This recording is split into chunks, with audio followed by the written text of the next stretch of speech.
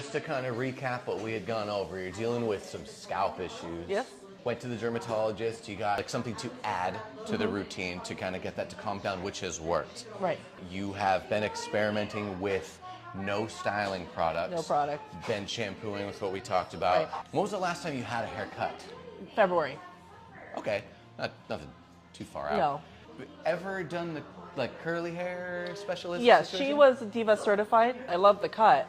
My scalp just wasn't calming down. Gotcha. So what we're going to be experimenting on moving forward is, because of my personal experience and other people that I've dealt with, oftentimes air drying, leaving moisture on your scalp and on your hair for a long period of time is irritating. Got it.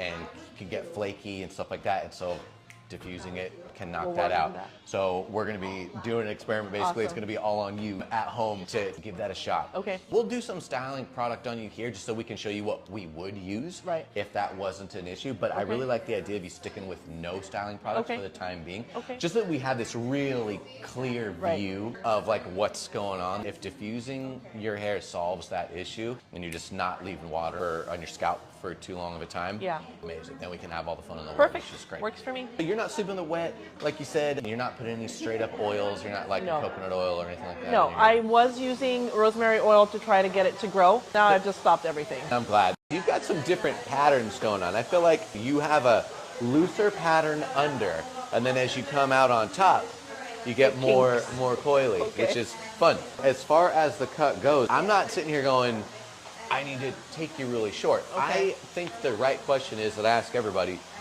what do you want aside from a scalp that doesn't bother you? I liked my hair when it was fuller.